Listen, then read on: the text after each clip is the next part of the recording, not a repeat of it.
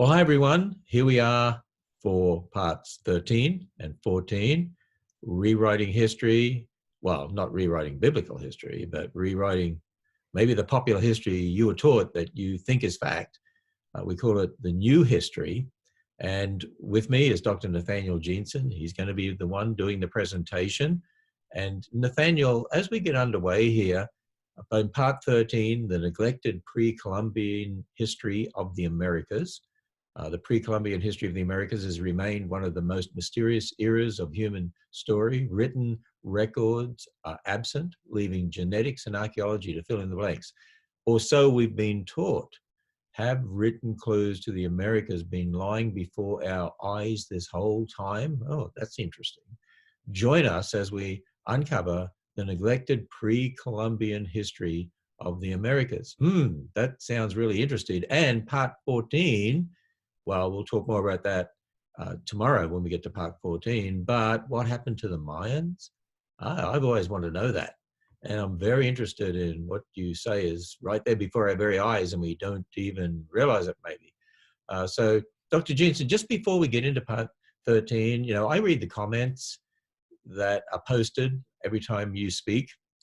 And, a lot of people are very appreciative of this. And for a lot of people, it's so radical and yet they're prepared to have their thinking challenged. But there was someone who actually posted last week the comment that, you say there were 54 million people in the Americas? That's impossible. That's ridiculous. Could you just speak to that first and then go on with part 13?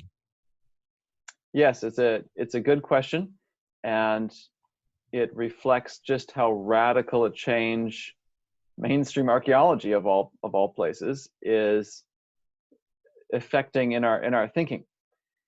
So my first response is to ask the person, why do they think that's impossible or unbelievable? And I should clarify, because I realized in my diagrams I'm putting it superimposing on Central America. That number isn't Central America is 53 million people. That means the entire Americas, just to make sure that the comment isn't something that's been miscommunicated on my part. So it's 53 million people for the entire Americas. And what comes to mind is why I think that's reasonable. It's highly debated even within the mainstream community. We looked at the ranges, but why I think it's very reasonable. Let's just think of the numbers for the rest of the world. We discussed in previous episodes, from episode 1 onward, there's been a massive change in the global human population in the last 600 years or so. After the Black Death finishes in Europe, 1400, we've undergone a 20-fold change in world population size from then till now. Well, in the Americas today, there's 300 some million people in the US. In Latin America, there's around 600 million. There's about 1 billion people today in the Americas, close to it. If there were 53 million people in 1491, it's just under a 20-fold change from then till now. So it's right in the ballpark of world population growth changes for the rest of the continents, the rest of the globe. That to me is reasonable. Plus there's increasing archaeological evidence that seems to keep pushing that number upward. We'll talk about it more in part 14, even for the area where the Mayans ruled, how research even within the last 2 years is rewriting and pushing up the number of people we thought were there. It's a massive number of people who lived here, far more civilization than we first thought. It's been obscured because the jungle has swallowed up so much of this, and the research is ongoing. But that's what comes to mind for me first is, it's a number for the entire Americas, not just Central America, this 53 million. It's a number that has some play in it. It's still being debated. The best evidence is archaeological. Some of the debate is because people are trying to take these death rates and then extrapolate backwards, and these have fairly large uncertainties and so forth. But the evidence to me is increasing from archaeology that this is quite reasonable, and it fits sort of these numbers that we have from around the globe. And we'll talk more about that specifically with the Mayans and some recent radar research that's being done in part 14 that I think is really fascinating. And there's places people can look into that further. What I want to do in this episode, though, is talk about a line of evidence and discuss some of the answers to the questions we raised previously that has the potential to be even more explosive on this question of the pre-Columbian Americas. And this question, of course, is one part of the larger question of who do we come from as the human race? We as peoples, even though we look different, talk different, act different, different cultures, all have a common ancestor. Even for creationists, though, I think we tend to think, well, that's still distant past, even if it's a few thousand years ago. We look at people that are different from us and maybe scratch our heads and say, well, I'm not quite sure how that works, but at some point it happened, and we don't pay much attention to it. And an example of that is a stereotype I've had for many years. My mother's German. My dad has been in America for several generations. So I trace my heritage essentially to Europe and have naturally assumed that's probably all it's ever been. And so these ancient cultures that we talk about in other parts of the globe that are not necessarily European or Western European, like the Greeks, or the Asian cultures like the Persians and Babylonians, or African ones like the Egyptians, well, that's not geographically where I'm from, and so they must not have any relationship really to my family tree. If it is, it's not even worth mentioning. Well, I've discovered that this sort of assumption that I'm sure many people hold is wrong. So, for example, I was just watching something with my wife the other day about ancient Egypt, and modern Egyptians doing some of the archaeological work. They claim the ancient Egyptians as their heritage. Well, are they really their descendants? Who is related to these people? These are the questions we're going to be addressing in our series and have been addressing. I've made some promises early on of some of the big picture conclusions we're going to reach that rewrite the stereotypes we've had about who we are and who we've come from. I've said that we're eventually going to discover that so-called black-white people exist, that there are Caucasians running around who, going back just a few hundred years, have had African, dark-skinned people as their ancestors for thousands of years prior to that. I've promised, and we've seen in previous episodes, that we'll see that most Europeans are of recent Asian ancestry. We've seen that about 2/3 of Western and Eastern Europe have recent Central Asian ancestry. You can see previous episodes for that. We've also seen that these European nationalities that I recognize people are rightly proud of, especially when it comes to sports and such things, these nationalities, German, French, Spanish, Italian, these disappear within a few hundred years in the human family tree. And I'll talk more about the specific family tree that we're talking about, the genetic basis for it. We saw last episode the genetic evidence that the Americas were resettled before Columbus, at least once. And we're still eventually going to get back to the earliest history and talk about Neanderthals and how they weren't primitive, but survivors of one or more ancient catastrophes. And my goal in all this is multifold. If you're a creationist watching it, that it would strengthen your faith, it would equip you to defend the faith apologetically. If you're not a creationist, that it would challenge what you've taken for granted and cause you to rethink. But for everyone, my ultimate goal is that we'd all be able to marvel at the story of who we are, who we came from, not just us personally, but those we love and their stories, who they've come from, and that we do so and we've never dreamed of marveling before. These are conclusions you'll find only here, things I wouldn't have dreamed of 5-10 years ago, but that recent genetic research is uncovering. So who are the Native Americans? We saw last time several shocking things that genetics has recently revealed, and this comes from a paper that was just published April of 2020, work I've been doing in collaboration with others. We've seen that the Native Americans today are not the first Americans. They arrived in the early AD era, somewhere between 250 AD and maybe 800 AD, from Central Asia. They came over, either mixed or perhaps wiped out whoever was here first. And this shock raises all sorts of other questions that we're now trying to uncover the answers to. Why did they leave Central Asia? What pushed them out? Why would they leave their homeland, make the dangerous trek across the Bering Strait to a land that's foreign, and engage people and overtake them? What did they do once they arrived here? What's their story besides just they came here and the rest is history? And of course, it raises the question of who were the people who were here first? Who did they come from? What's their story? Now, for years, people have approached this question ignoring a source, namely the Native Americans themselves. For example, the Delaware Indians, or the Lenni Lenape, when Europeans arrived, were on the Atlantic coast of New Jersey, New York, Delaware, and so forth. They have, or at least it's been claimed that they have a written record called the Red Record, or the Wallam Olam. The translation of it, this is the book we have in our library by David McCutcheon. We'll talk more about it shortly. Records like these, oral histories of Native Americans, have traditionally been discounted as mythological. And if you've ever read some of the Native Americans' own accounts for their history, just out of curiosity's sake, or perhaps part of school, you've probably been struck by some of the fantastical, often supernatural, seemingly mythological elements of these accounts that seem like they have little potential to contribute to understanding of their pre-Columbian history. This particular account, this was published in 1993, the translation, was the subject of a PhD thesis in anthropology at Rutgers University. David O. Stryker wrote his thesis arguing that this red record, the Wallam Olam of the Delaware Indians, is indeed a hoax. And that Rafinesque is the guy in the early 1800s who brought this account to the attention of Western Europeaners. He was from Kentucky. So the alleged discoverer, he was the indisputable forger. So yet another example of people saying these can't possibly be true. And in cases where they sound like they might be true, it turns out there's something much more nefarious going on.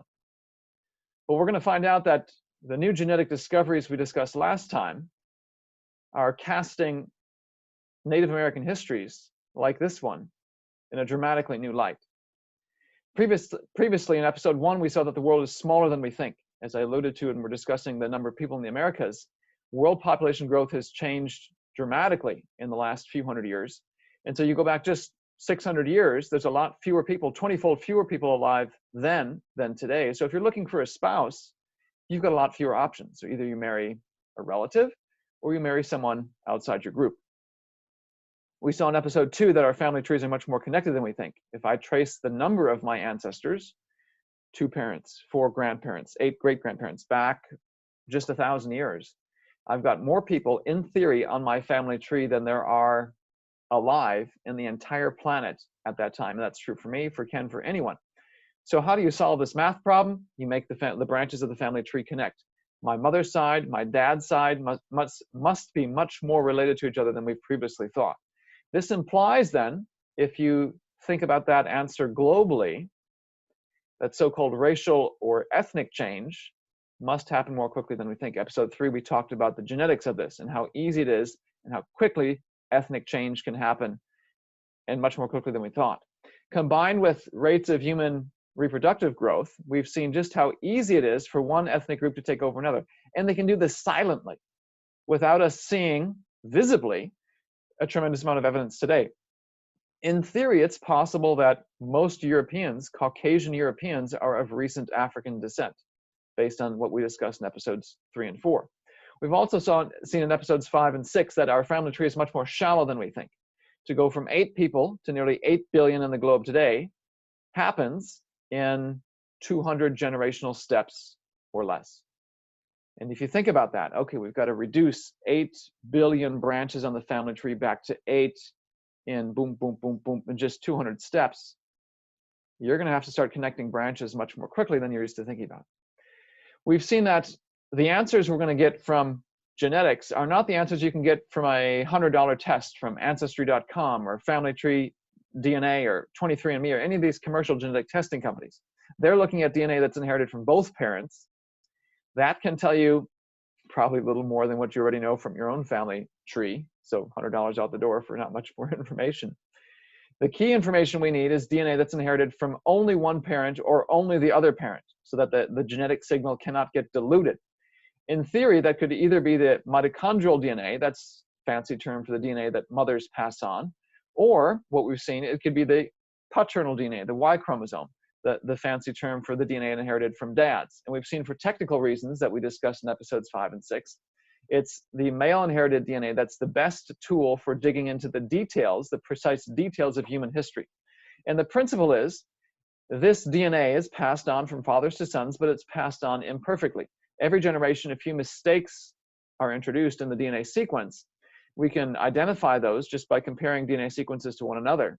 We're all so similar at the genetic level, it's easy to spot these mistakes just by the differences. And so these differences then act like ticks of a clock. Every time a new set of mistakes are introduced, it's ticks of the clock. And so we can then compare people around the globe, see how similar or different we are. That represents the ticks of the clock that have passed since we shared a common ancestor. And then we can rederive a global family tree. So if Ken and I get our Y chromosome sequence, and we have very few Y chromosome differences between us, very few ticks of the clock, we must have had a recent common male ancestor. Or if he and I have many Y chromosome differences between us, we must have had a more distant common Y chromosome ancestor. Episode 7, we began to look at the details of this family tree based on the Y chromosome.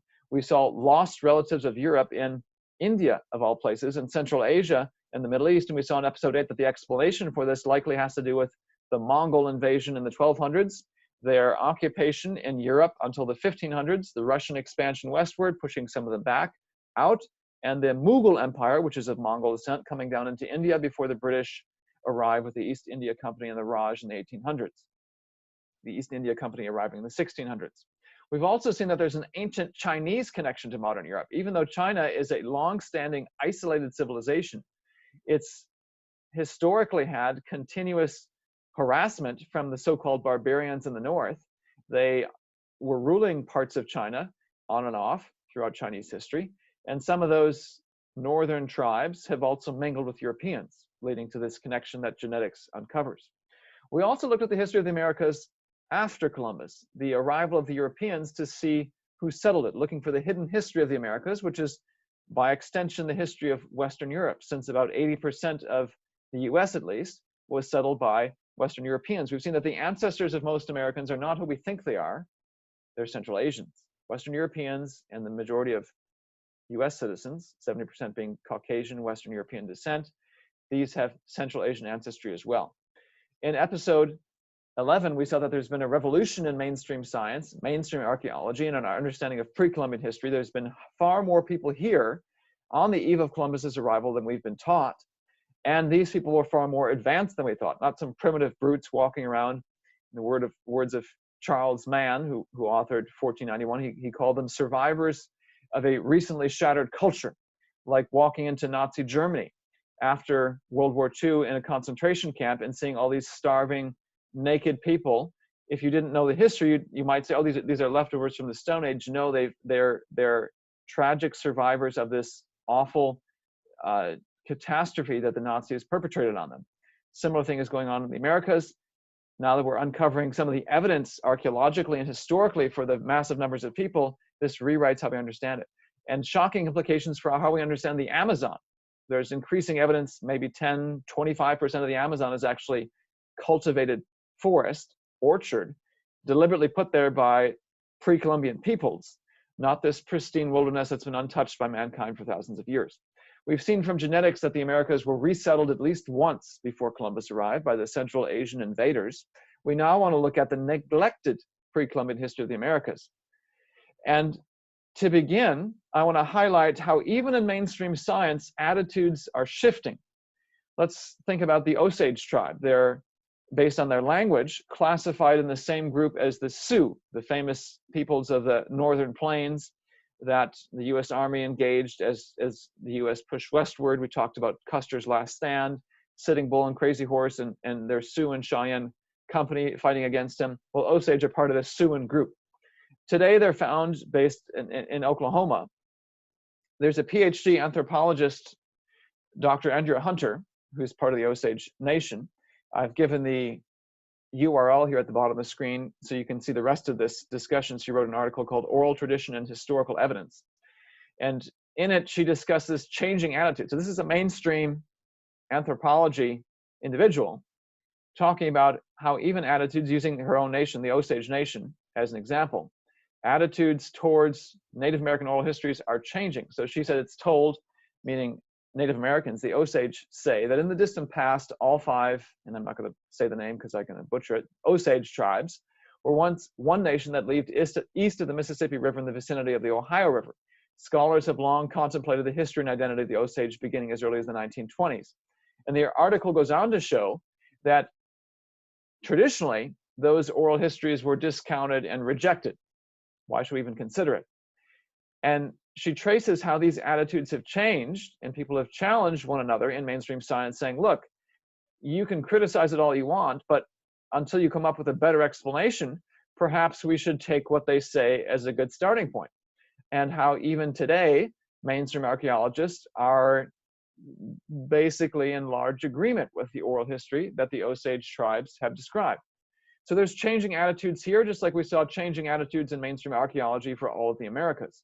This, of course, has its limits, and I want to focus on one particular narrative that I mentioned earlier as an example of the limits and now new discoveries that are emerging in sources of Native American history we previously discounted. So again, this Delaware tribe, found on the East Coast when Europeans arrived, has claimed to have this red record, this Wallam Olam.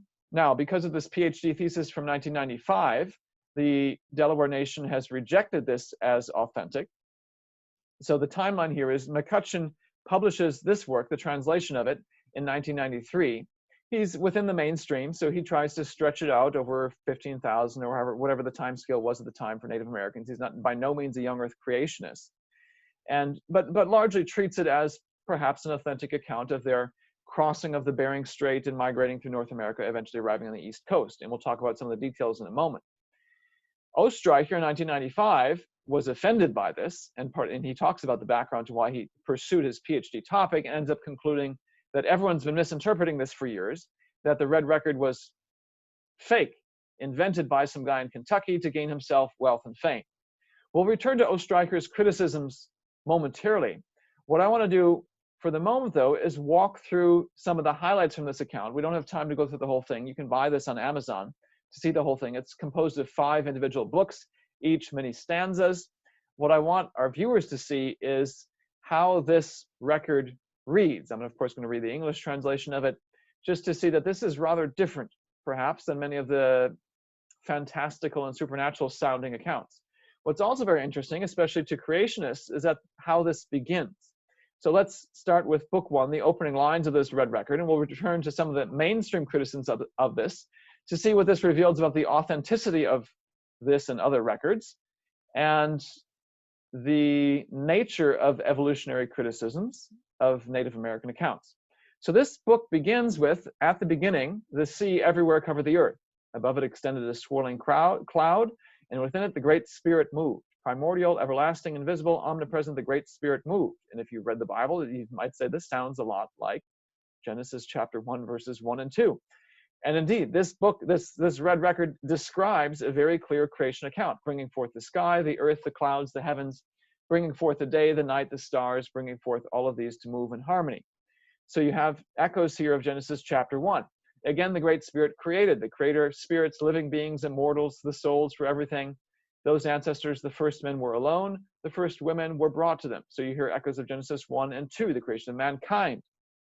But then, very secretly at the end, an evil snake, a sorcerer, came to earth. Wickedness, wrongfulness, criminal acts, these came there. So not only do you have what sounds like a very strong echo of Genesis chapter 1, verses 1 and 2, but other elements of Genesis 1, elements of Genesis 2, and now a fall account, complete with a snake involved, the mighty serpent resolving that men and living things be destroyed. So the mighty serpent, that is beginning book 2. I've been skipping sections here just for sake of time, giving you the highlights. Brought the snakes, brought the sea monsters, brought the snaking flood, flooding and flooding, filling and filling, smashing and smashing, drowning and drowning. They have a flood account. They have a creation, fall, flood sequence. In this case, the flood is brought about not by God, but by this evil snake. So there's differences, obviously. It's not a verbatim quote from the scriptures, but there's echoes here of that heritage. The great flood dried, valley and hollow. The great peril was over. It was over. After the flood, the Lenape, the true men, and now we're in book 3, the turtle people, were crowded together, living there in cave shelters. Well, what does cave remind you of? Their home was icy. Their home was snowy. Their home was windy. Their home was freezing. Ice Age. Now this is, supposedly if it was forged, this is early 1800 stuff. And here we're talking about Ice Age. I'll give away that I don't think this is forged for reasons we'll discuss momentarily, but notice that they're even discussing not just creation, fall, flood, but Ice Age afterwards, living in caves. It goes on, in the old land, the winter land, the turtle land, the great land were the turtle men, the Lenape. All the enemy snake lodge fires were troubled. The snake priest said to them all, let us go. Now, in this case, they seem to be using the term snake to refer to their enemies, enemy peoples. And we'll see this as we go on. They continue to speak of them that way. The snakes there in the east all went forth, going away, grim and grieving. So at this point, and even McCutcheon, the guy who's translating this, agrees, they seem to be describing something happening in Asia, perhaps Siberia. Fleeing, tired and shivering, through the wasteland, torn and broken, to Akomen, the wilderness. So they're describing here these peoples in Central Asia, their enemies apparently, going to Achaemen, which we'll discover is the Americas. They go first, these snake people, whereas the Lenape, the Delaware, stick around for a while, apparently in Central Asia or Siberia, wherever this is. The freemen, carefree and fearless, all went northward, spreading across the snowy country. By the Dark Fish Sea, the Gaping Hollow Sea, settled the White Eagle clan and the White Wolf clan. This appears to be close to the Bering Strait, rowing, crossing the water, for they long gloried in the eastern light, the land of Achaemen. 10 times 1,000 they crossed, all went forth in a night. So about 10,000 people they're crossing. And I want our viewers to see the level of detail here that this account gives, even the numbers of people crossing. They crossed to Achaemen, the east land, crossing, marching everyone together. This is now the beginning of book 4. And again, I've skipped a lot just for sake of time. This is a fairly extensive record. Long ago, the ancient Lenape came to the evergreen land. The White Eagle had been the pathmaker hitherto for all of them there. When Achaemen, the ruddy land, the good land, they discovered. The kindred, the hunters, the pioneers meeting in council all declared, Kolowiel, noble elder, thou art sachem here. Sachem, you'll see, is just their term for leader, president, something along those lines.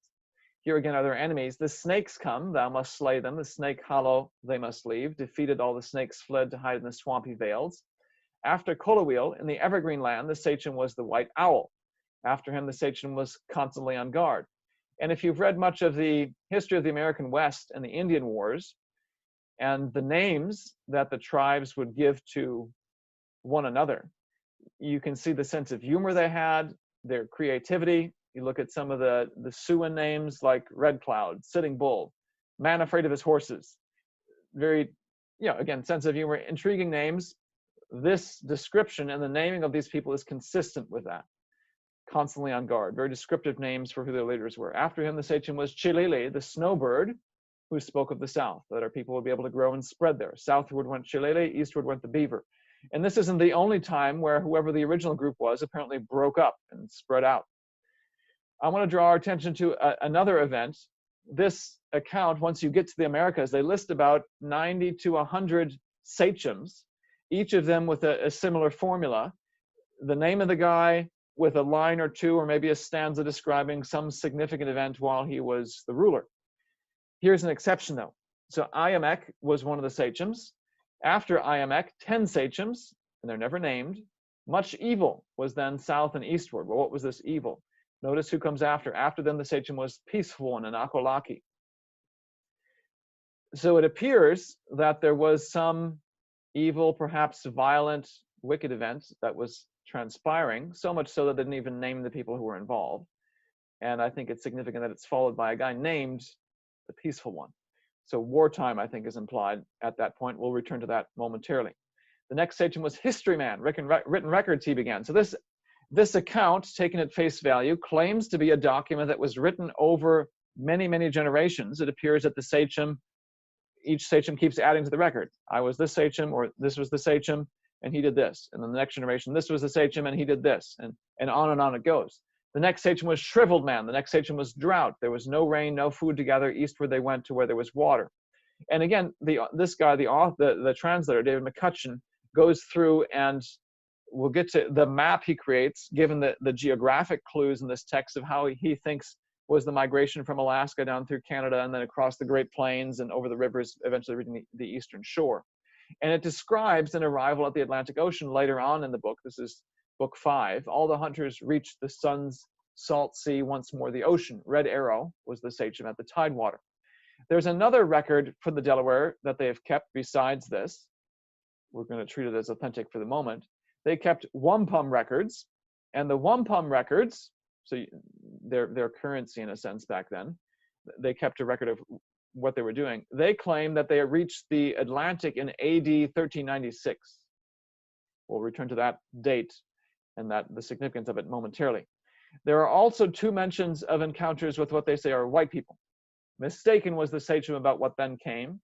This is a little later on. For at that time, from the dawn sea, the whites first appeared. And McCutcheon suggests that this may be the sighting of some of the Spanish along the Atlantic coast in 1524. So over 100 years after they're arriving at the Atlantic. Watching, and then a little bit later, watching closely was the sachem, looking seaward. This is the second encounter. For at that time, from the north and south, the white people came. Friendly people in great ships, who are they? And this is how the red record ends. And McCutcheon associates this with the Dutch in AD 1620, so about 100 years after the Spanish. McCutcheon himself, based on the clues in this, and again, McCutcheon views it as largely historical, not a creationist, traces out what he thinks is a good approximation of the movement of these peoples through North America. I want to draw our attention to three main facts, main highlights from this account that we're going to revisit momentarily. First of all, the date for when they arrived. The red record does not give you an AD, B, C, D sorts of things. What it gives you, as we've seen from some of these highlights, is a very systematic account of this was the sachem, and this is what happened. And then this was the sachem, this was what happened. About 95, 96 of them from the time they arrive in North America, crossing over to Aquaman, as they call it, down to when the whites first arrive. You can estimate the date for that first sachem based on the list of about 96. Well, how can you do that? Remember, they have two mentions of when the whites arrive, and they have the mention of their arrival at the Atlantic shore, which their wampum records put at 1396.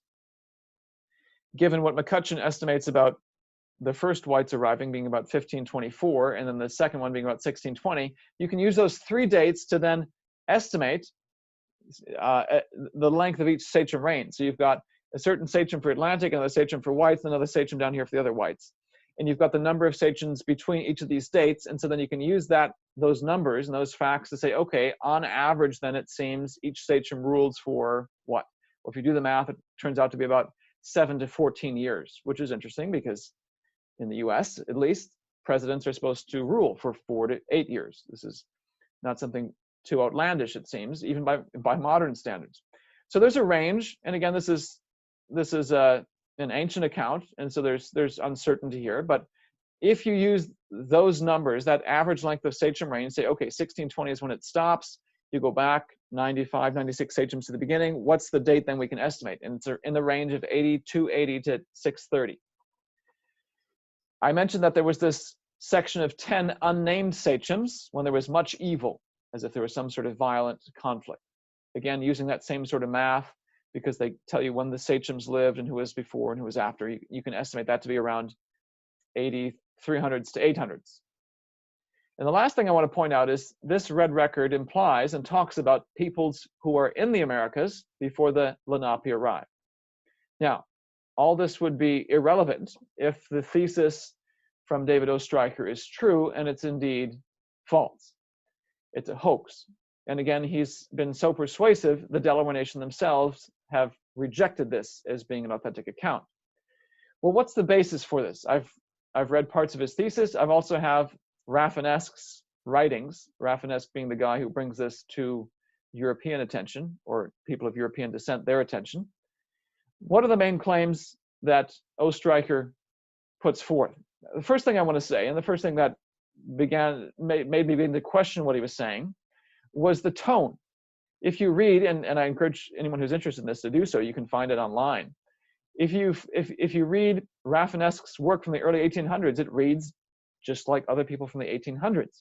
It just so happens that back then, many naturalists, scientists took the Bible as a historical document. I wouldn't call them necessarily young earth creationists. Rafinesque himself speculates that maybe the Native Americans were survivors of the flood, so he's clearly not a believer in the global flood. I don't know that he'd signed the AIG Statement of Faith, but he's part of a typical group of people who put some credence in the Bible as a historical document and don't reject it as some sort of mythology, as is common today. So it reads fairly factual and like the genre of people writing in the 1800s. Oestreicher's PhD thesis, in parts, reads like a tabloid. And I hesitate to say this, but it's rather shocking the language he uses, and I have wondered how this passed the PhD thesis committee. But so it goes in academia. Another thing that raised red flags in my mind was his description of the background to this and his reasons for investigating this and investigating the origins of the Wallamolam. He said he had become friends with Herbert C. Kraft, the noted New Jersey archaeologist. And New Jersey, of course, relevant because this is where the Delawares were when Europeans arrived after Columbus. Kraft, the archaeologist, argued that the dates for the migration saga and the Wallam Olam are not supported by the archaeological record, which indicates that the Delaware appear to have evolved in situ, meaning in the New Jersey, Delaware area, in their homeland over thousands of years. So here, Ostreicher says, well, mainstream archaeology, which of course has a history of 15,000 years, it disagrees with this. So how can we accept it as factual? Of course, being a creationist and knowing biblically and scientifically that that time scale is off, I thought, okay, here's how the logic works. If the mainstream time scale disagrees, then the Wallam Olam must be wrong. I know that's reason to question not the authenticity of the Wallam Olam, but the methods of mainstream scientists. And we'll discuss more about the problems with this time scale in future episodes. We've already seen in previous episodes some of the major problems with this. Now he goes on to say, Kraft had not found any petroglyphs in the Northeast which resembled the pictographs in the document. And this is the point I want to camp out on momentarily, because it illustrates, I'd say, probably the leading logical flaw with Ostreicher's argument here and other ones he raises. I'm not going to claim that all the questions he raises have been settled and that there's no questions remaining about the provenance and how it was acquired and these sorts of things. There's questions. But I want to show you that his main arguments fall apart if you look at them closely. So let's first take the Wallam Olam at face value, as it claims to be, and see how we should expect the world to look if it was true. Because this to me is something Ostreicher is unable to do, and this to me is a near universal problem in the mainstream evolutionary community. And I've seen this over and over again when they deal with creationist literature. They are unable to think outside their own evolutionary worldview and say, okay, if creation is true, how should the world look? They just think only in evolutionary terms, and then they make all these straw man arguments, not even bothering to try to figure out what the creationists actually say or what they predict the world to look like, and then reject it out of hand. Severe logical flaws, and I see the same pattern of thinking showing up right here. So if the Wallam Olam is true, how much should the language in the Wallam Olam match modern Wallam Olam? And there's pictographs. McCutcheon, in his 1993 account, shows a whole pictographic story along with written Delaware language and then the English translation of all this. If this has been composed, as the Wallam Olam claims, over hundreds, thousand years in various parts of the country, with the Delawares arriving in the Atlantic in the late 1300s, should the modern Wallam Olam language and pictographs found in New Jersey and such, should they match the Wallam Olam, which purports to be an ancient document? Well, just look at the parallel in English. We can start by thinking about the King James Bible, 1611. Is King James English the same as modern English? No, English has changed. But you go back even further, Beowulf, which mainstream folks would say has been dated to about 700, 750 AD. This is a very helpful parallel because this now is close to the estimated time frame in which the Wallam Olam is composed. In fact, I'd say the Wallam Olam appears to go back even further, a few hundred years older. I can't read a word of this. It has no match to modern English. That's not going to lead me to say that Beowulf was a hoax perpetrated by someone in the 1800s because it doesn't match modern English. That would be a major logical flaw, and in fact, no mainstream person agrees with that. The Encyclopedia Britannica calls Beowulf the highest achievement of Old English literature and the earliest European vernacular epic. Languages change. That's a fact of human existence. You can see it in the English language, how dramatically it's gone from something unintelligible to modern English speakers to the language I'm speaking right now. So if you find an old document that doesn't match modern English, it's foolish to say, therefore it must be fraudulent. No, let's consider it in its context. So this claim, well, it doesn't match modern Delaware, it doesn't match the pictographs we see in the East Coast. Why should it? If it's been composed in multiple spots over a 1,000, 1,500 year time frame, it shouldn't match. Just look at the history of the English language. It would be much more reasonable to say this, for all practical purposes, might be the highest achievement of Old Delaware literature and the earliest Delaware vernacular epic.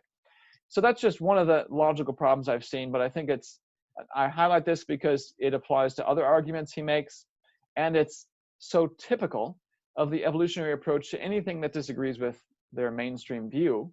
They are unable to say and consider each conflicting hypothesis, one that conflicts with their own views, on its own terms. They basically assume evolution to reject it, which is a circular argument that it's false. Again, are there questions about the Wallam Olam? Yes. Do I have the answers to all of them? No. What I want to point out, though, not only are the criticisms of the Wallam Olam on shaky logical grounds, here's something else that's rather fascinating. Go back to these 3 points I want to highlight from this red record. This record seems to imply the Delawares arrived from Central Asia in that time frame that I've shown right here, 8280 to 630. Last episode, we talked about the Y chromosome family tree shown here, the fact that we have modern living Native Americans showing up in the tree right here, the branch that we're calling Q. This is the branch that all mainstream folks look to for the history of the Americas before Columbus. We've seen in episode 12 that we can confirm the known post-Columbian history in the DNA of these people. We can infer population growth and decline. That's a whole long technical discussion we got into in episode 12. See that if you want to review that. We can see that we talk about flatlining being the smoking gun of a population collapse, and it was so massive it has retroactive effects before Columbus, this purple line being 1492. We also said we can see the flatlining and the recovery of the peoples of the Americas in the 18 and 1900s. I've summarized a lot that we discussed in episode 12. So this then is the confirmation of what we know happened post-Columbus. Evolutionists don't see this. They do not see the recovery in the 1900s. So the fact that this is working for known history means we can then use it as a tool to probe the mysteries of pre-Columbian history. And we said that they came over perhaps in the 600s or 800s, and I'm going to give you a range of dates because it depends on where you put Noah in the tree. And I've got it narrowed down to just a small range of positions on the tree. This is one position. The other position bumps those dates back a little bit further. But notice whether it's 200 to 500 or whether it's 600 to 800, both of those match very closely what this red record shows. So before we get on to these next points, here's my challenge to David Oestreicher and others. They want to talk about forgery and how could this guy come up with this? Well, let me ask them a question. How is it possible if we're, and let me actually try to analyze their hypothesis on its own terms. So let's say for the sake of argument, we're going to go with Oestreicher's hypothesis that this is a forgery concocted in the early 1800s. What's the chance, if that's true, that Rafinesque, the guy, supposedly the forger, concocts a hypothesis, concocts this account of the Delaware origins in the early 1800s that just so happens to match very closely what modern genetic discoveries will uncover over a century later? That coincidence stretches and boggles plausibility. To me, the much more plausible hypothesis is that this is perhaps a long-standing oral history that got written down recently, or is in fact a long-standing written history. To me, it suggests this is authentic in many respects, not that not all the problems have been solved. This appears to be an actual account that they kept because it matches modern genetics. Here's the other point I want to bring up, another point I want to bring up. They say there was this violent conflict. After Iamek the Sachem, there was 10 Sachem, much evil. There's the dates there, 300s to 800s. Back to the tree and the two different positions of Noah. They come over 600 to 800. Then they undergo massive population growth in the 800s to 1,000, or 500s to 700s. So this line shooting upward shows the population growing very quickly. The other point I want to highlight here that I didn't highlight in episode 12, this is also the time period, if you look at this tree and other studies, when they're spreading out through the Americas. This is where a bunch of different spots of peoples in the Americas come together. So they're migrating and distributing and perhaps wiping out the people that were here already. So this correlation also seems to fit. This fits the genetic discoveries and the implications of it. So here's a second point of correlation. And then lastly, this record implies that there are people here before the arrival of the Delawares. And I mentioned episode 12. From archaeology, we have Olmecs going back to the pre-1000 BC era. Mayans have archaeology that goes back to the BC times. Yet this genetic discovery from episode 12 implies that these people came over in the AD era. So whoever was here first, their archaeology from the BC era, those are the first peoples. These guys came over, they're the second ones. In other words, genetics and archaeology combined to say there were people here first before today's Native Americans. The red record seems to say the same thing. So again, my challenge to Oestreicher and others is, if what you're saying is true, how is it possible that a guy would fake a document that just so happens to match modern genetic discoveries on multiple points? How could he anticipate this level of detail when genetics wasn't even the field of science back in the early 1800s? And you can read more about this in papers I've just published. I'm arguing that these genetics highlight several points of agreement. They highlight several conclusions reached in this red record account that seem to match modern genetic discoveries. Genetics seems to indicate that this previously rejected source of information, one that the Delaware Nation was convinced to reject as authentic, may in fact be an authentic account of the Delaware history and migration. And if this is true for this one, that's got a long-standing history, how many other Native American accounts, oral or written, are out there that still hold clues to what happened in the Americas before Columbus? How much more is out there standing right in front of our noses that we've previously neglected, rejected as mythological, ahistorical? How much is out there waiting to be tapped and investigated to uncover the real history of the Americas before Columbus arrived? This is the new history of the human race. And we'll be discussing more of this in episode 14.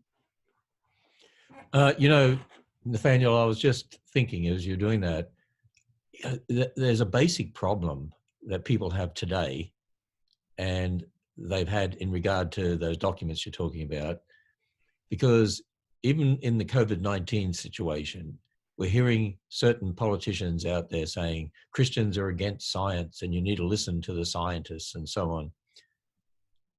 And yet, I think it's that people have this misunderstanding that, oh, if somebody goes out there and says in archaeology, this goes back to this date and all the rest of it, this therefore conflicts with this record, they don't realize those people are interpreting those archaeological finds, and it's based on a particular worldview and maybe using some possible dating methods, carbon dating or something like that. It could be some other dating method used, but they're based on fallible assumptions that can be shown to not be 100% true, and so that can be reinterpreted.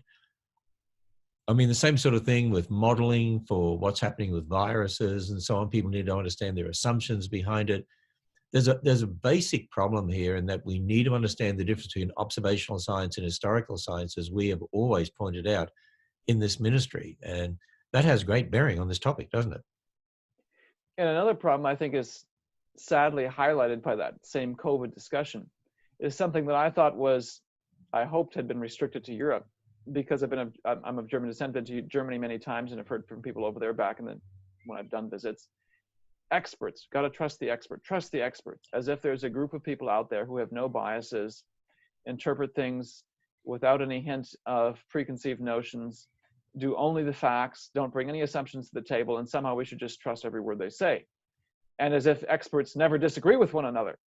And of course, and sadly, this is now the attitude I'm seeing over and over again in this pandemic discussion. Well, trust what the experts say. Well, which experts? No one wants to think for themselves. I'm talking to a friend of mine, and he pointed out, others have said, it seems sadly today, many Americans don't want to think about the questions for themselves. They want to be told what to think. And that has dangerous consequences, especially on questions of life and death.